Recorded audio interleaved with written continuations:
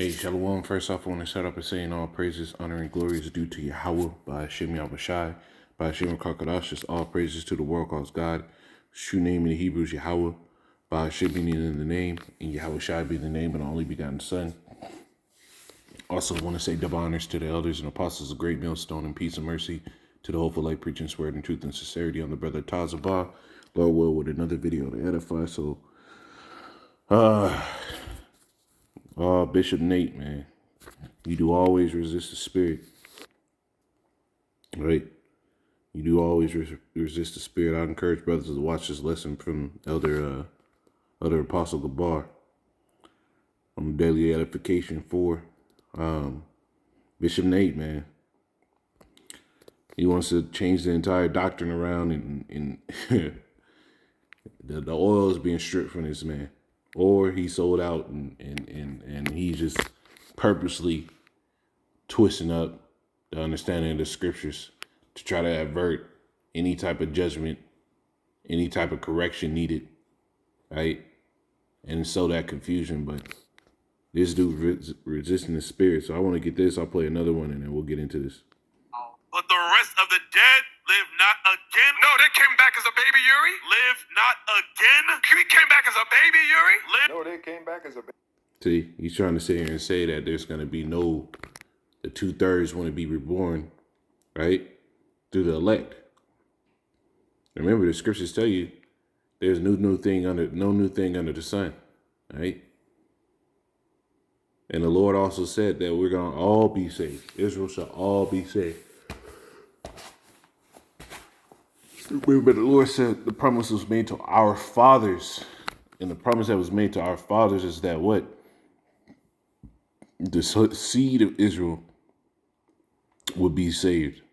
So even the 2/3 is still the seed of Israel, right? And then there's another video. Let me play this. With Ezekiel 38 now. So I'm going to say something else. Don't let black Hebrew Israelites fool you into saying Ezekiel 38 is today. These black Hebrew Israelites get that dumb doctrine from Christians. You see? Ezekiel 38 is 100% today. Ezekiel 38 goes in, right, to the power structures that are here today. They're going to be used in the bringing down of Babylon the Great. And this is why I started off the lesson saying, Bishop Nate, you do always resist the spirit. All right, this is Acts 7 and 51. It says, ye stiff-necked and uncircumcised in heart and ears, right? Because he won't be reproved, right? Here it is, like the apostles bring up all the time, right? They kicked the apostles out of the school, right? If I'm paraphrasing the story right, they kicked the apostles out of the school, brought them into a council, called them wicked because they said that through the spirit, and they were correct, that Cornelius had to have been an Israelite. And then years later, Bishop Nate is teaching the same thing, right?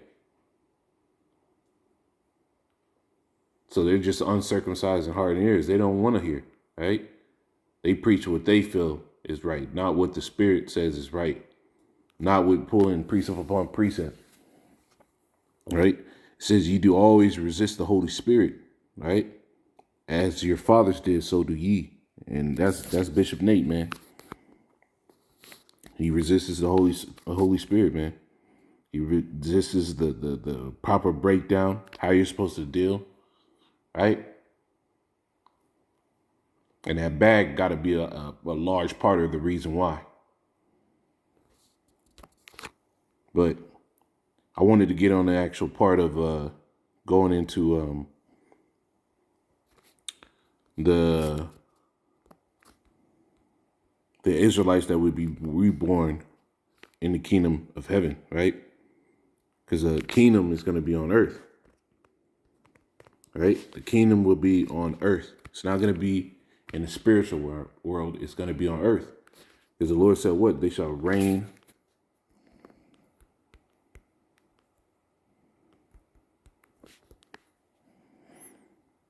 This is Revelation 5 and 9, it says, and they sung as it were a new song. And they sung a new song, saying, Thou art worthy to take the book and to open the seals thereof.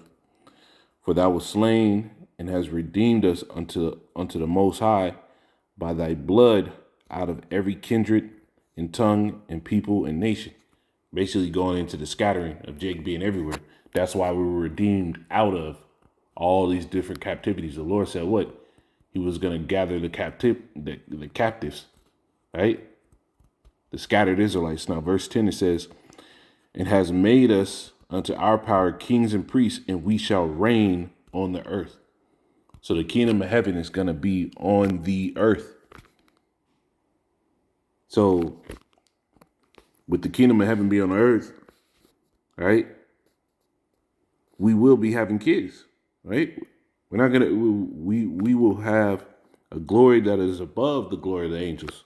Glories at the angels have the glory of the celestial, but we're going to have something in between that, man. We're going to have something, right? Because the scriptures tell you that we're going to have children, and I'm going to get those, but we're going to have something in between that. It does not yet appear what we shall be, but we know that we shall be like him, right? Like Yahushua.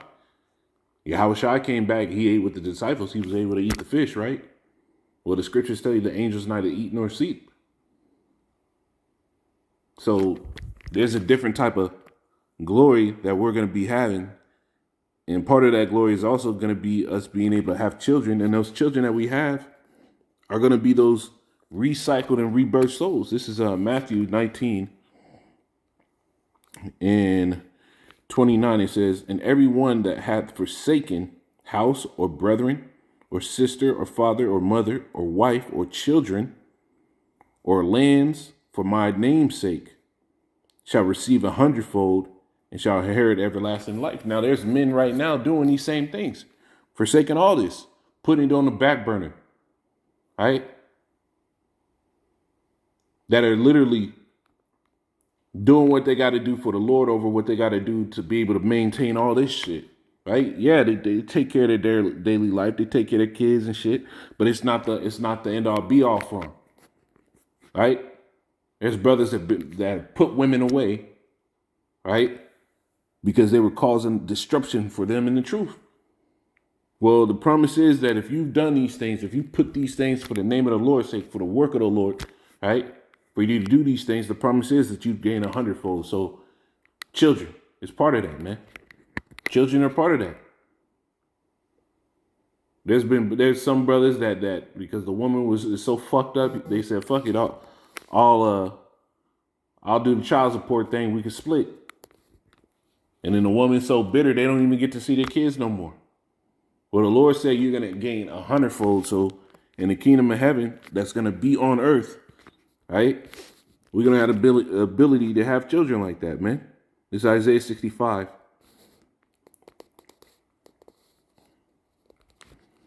And 23, I think it is.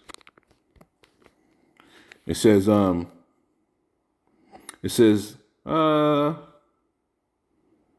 start at 22. It says, they shall not build and another inhabit. They shall not, it says, they shall not plant and another eat. For as the days of a tree are the days of my people, right? And trees live a long time, man, right? And mine elect shall long enjoy the work of their hands. It says, they shall not labor in vain, nor bring forth for trouble. For they are the seed of the blessed of Yahweh. And the Apostle Gabar, he brought out this precept, and I had to bring it out too. So who are the seed of the blessed? We know that there's no man blessed. No man blessed unless there's nobody more blessed than those that are part of the elect, that 1/3, 144, right? The 144 and the 1/3. There's nobody more blessed. So who are the seed that they're having? Right? Who are the offspring that they're getting? It says, blessed of Yahweh and their offspring with them. Who's the offspring? Who's the offspring that the seed of the blessed are having? It's the 2/3 coming back, becoming joint heirs through what? Through rebirth through the elect that have already got the promise.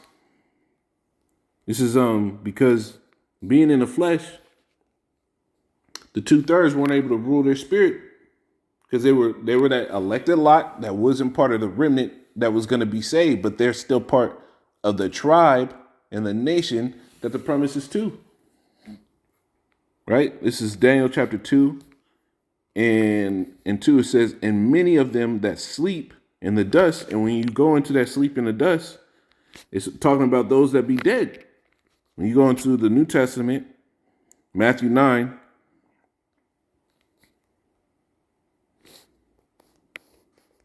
in 18, and then we'll jump down, it says, and when he spake these things unto them, behold, there came a certain ruler of the ruler and worshipped him, saying, my daughter is even now dead. But it says, but come and lay thy hand upon her, and she shall live. Now we already know that she was dead, right? I'm gonna jump down to verse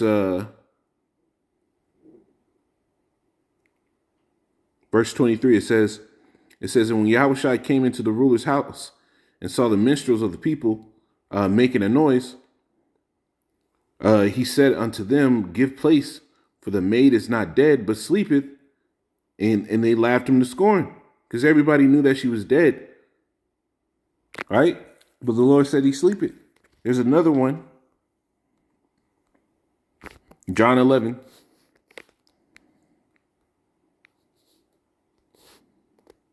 In 11 it says, these things said he, and after that he said unto them, our friend Lazarus sleepeth, but I go and that I may awake him out of his sleep. Then then said his disciples, Lord, if he sleepeth, how he shall do well? Howbeit Yahweh spake of his death, right? But they thought that he had spoken of taking of rest and sleep. Then said Yahushua unto them plainly, Lazarus is dead.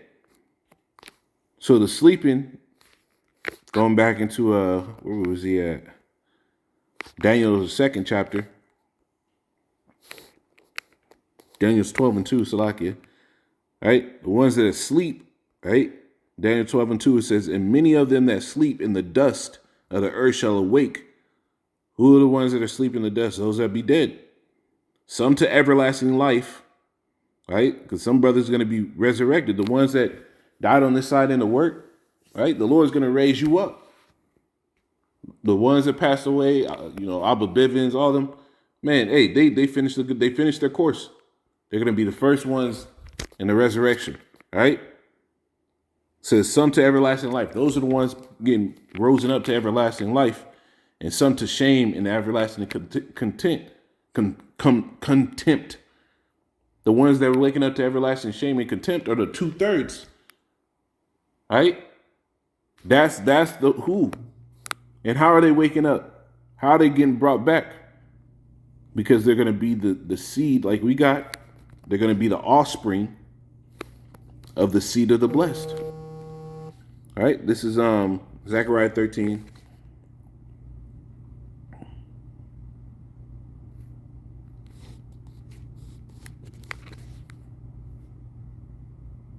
Right? Because these souls got to come back some way. It says, and it shall come to pass that in the land, in all the land, say Yahweh, 2 parts therein should be cut off and die. Right? So how are those 2 parts going to get the blessing? Because remember, the promise is to the entire nation. Right? Starts off with the elect, but then the 2/3, they'd get that blessing through the elect, just like everything else, man. Just like every other promise in the scriptures, man. Right, you had our forefather that was cool with the Lord, that did everything the Lord said and commanded. Right, the father of faith. Because what did he do? He said, his faith was counted to him for righteousness. Right. So he was obviously upright. And then you had his children that came after him that were fucked up. So was the promise cut off from them, or were they still part of the promise?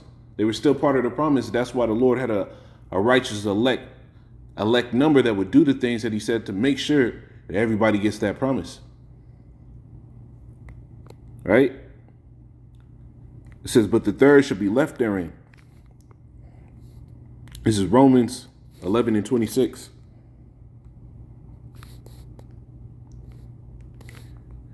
It says, and so all Israel shall be saved, as it is written, there shall come out of Zion the deliverer, and shall turn away ungodliness from Jacob. Right? Well, the elect, we already know that in the scriptures in the book of Revelation, it tells you in their mouth there was found no guile. Right? So the ungodliness that's going to be turned away is the flesh of the elect, and then you have the two-thirds that were just made ungodly, that will be coming into that promise, into that new covenant through the loins of the ones that were meat for the new covenant. Right? That's how it's going to be. So there's going to be children in heaven. There's going to be children in the kingdom of heaven, man. And they're going to come through the elect. The 2/3 are going to come back through the elect.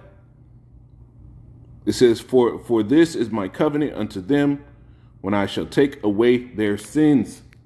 All right? The Lord's going to take away their sins. So yeah, the 2/3 will be in the kingdom. All right? I'm going to get this on Zechariah, the 8th chapter, because this is a prophecy that has to be fulfilled. We haven't got this. So when is this going to be fulfilled if we're not going to be, if the 2/3 ain't going to come back? Right? Through the elect. Well, when is this going to be fulfilled, man? This is Zechariah 8:1. It says, again, the word of Yahweh of hosts came to me, saying, thus say Yahweh power of hosts, I am jealous for Zion with great jealousy, and I was jealous for her with great fury. Thus say Yahweh, I am returned unto Zion, and I will dwell in the midst of Jerusalem, and Jerusalem shall be called the city of truth, and the mountain of Yahweh of hosts, the holy mountain. Thus say Yahweh of hosts, there shall yet old men and old women dwell in the streets of Jerusalem, even man with his staff in his hand, and for very age. Basically, meaning we're actually going to go to old age. It's no longer going to be dying at fucking 50 and 60 years old. Dying from police brutality. Dying from niggas shooting you in the street. It says, and the streets of the city shall be full of boys and girls playing in the streets. Who are those boys and girls going to be? Right? Who are those boys and girls going to be, man? Thus say Yahweh of hosts, if it be marvelous in the eyes of the remnant of this people, in these days should it also be marvelous in mine eyes, say Yahweh of hosts. All right, so we're going to have kids in the kingdom of heaven, right? We're going to be having children, and those children will be the 2/3 that didn't make it, and they will be made righteous through the new covenant, through the Lord writing the laws on our inward parts. They're going to be made joint heirs, right? Those are going to be the souls that are going to wake up to everlasting shame. You think our kid? You think if the 2/3 don't come back, and we're having kids, and these souls ain't never been here, why would they have to wake up to everlasting shame? But Bishop Nate, man, you resist the Holy Spirit, man. Hey, it's gonna be seeing who you are, bro. Shalom.